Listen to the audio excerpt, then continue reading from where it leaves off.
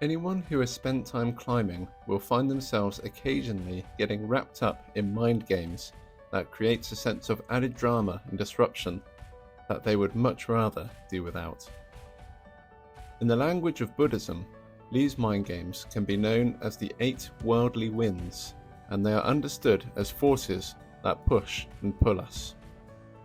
4 of these winds can be described as favourable. Praise and status are both about our relationship to others. Praise is the direct feedback we receive for our climbing efforts, and status is about being seen as valuable by certain people or groups. Then we have gain, which is to do with obtaining our desires, perhaps by building a stronger body or by achieving external goals such as climbing grades. Lastly, we have pleasure. This is simply about feeling joyful or content in our body and mind. Each of these favourable winds comes with their counterpart. Praise has criticism, the fear or feeling of being directly rebuked. Status has disrepute, about being unvalued or alienated by others. Gain has loss, the fear of seeing our body or our goals diminish. Pleasure has suffering, where our body and mind feel upset, in pain, or out of balance. It is a natural human response to want to only experience the favourable winds and to avoid the unfavourable ones.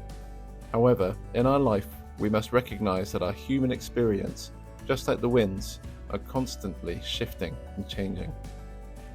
When we become involved with seeking gain, for instance, we are just as likely to be meeting loss.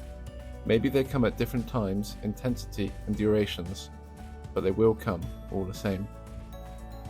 The loss may not be literal. It is just as likely to be our fear of loss and the time, energy and effort we put in order to try and protect ourselves from it. When it is literal, we can create additional suffering through our own harsh judgments and criticism about our behaviour or who we think we are as a person. Our chasing for what is favourable can throw us out of alignment because it means we miss what is actually happening in the present moment. So, what do we do? In short, the answer is don't chase and don't cling. In our climbing and in our ordinary life, the winds will touch us and buffet us from time to time.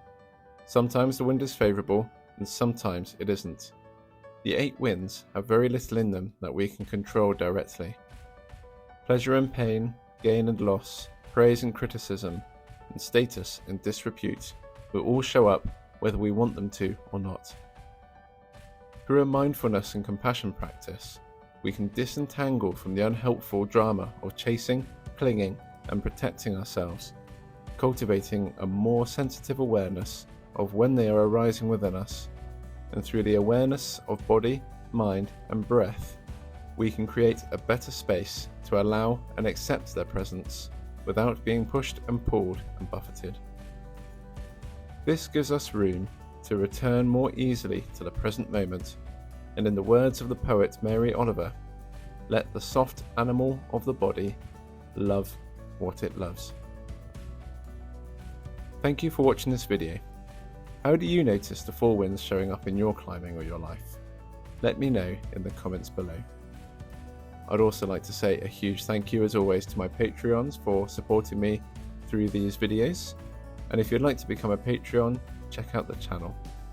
And lastly, if you are looking for a deeper sense of balance and emotional regulation, then we run mindfulness and yoga courses on our website, www.swoopcoaching.com. As always, I wish you a pleasant life and awesome climbing.